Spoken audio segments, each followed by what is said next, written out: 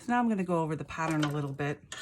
The first thing it tells you to do is cast on 3 stitches. The abbreviation descriptions are up above, so I won't go over all of that. But again, you start off like we did the last time. And we knit, but don't drop it off the needle, but put it back on the needle. So essentially, you're doing this and then putting it back on. So you have 2. And now I have 3. So that's all I want is 3 stitches. Then it's going to tell you in row 1, let me adjust this a little bit.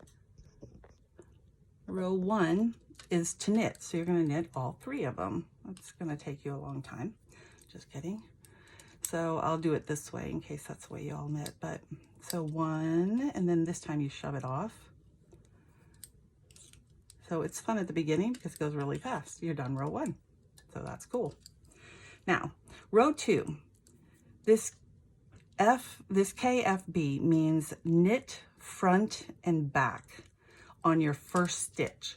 So what that means is, and it may sound hard, but it's really not, you're going to put your needle in the front, in the front. So instead of in the back, it's almost like you're going to purl, but you're not.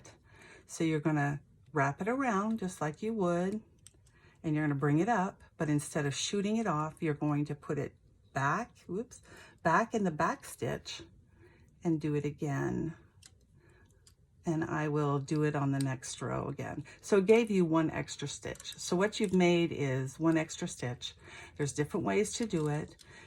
Sometimes it doesn't matter how you do it. In this particular case, it does, because that extra is always added on the end. And you don't want it to go up and over and up and over. You want it to be a smooth one, and that's how this is how this works. So then row 2 or row 3 is to repeat this row. So that is it. This is your entire pattern. Is you're going to, I always do that, knit 1 in the front. So it's essentially the same thing.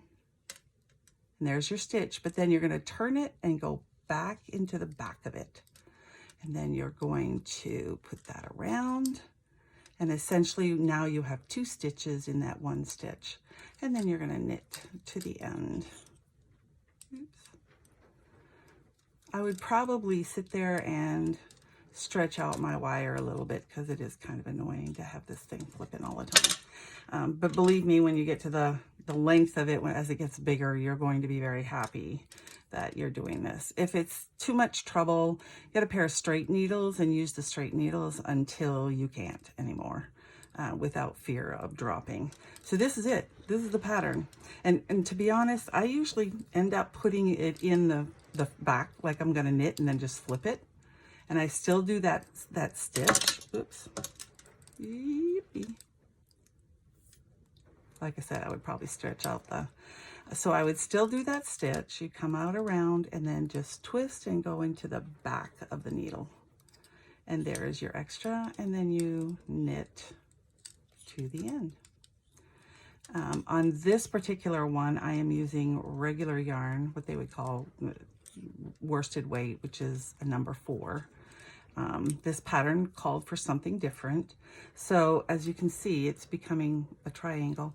So if you've chosen to do a different one, then the wool thicken quick, then you may have to go more stitches. It all depends on how small and how tight you knit and the actual weight of your yarn. And those are the kinds of things that it happens. That cause, oops, here we go. Try this again. Go under and then into the back. And I did that wrong. Ah, see, even the teacher can learn.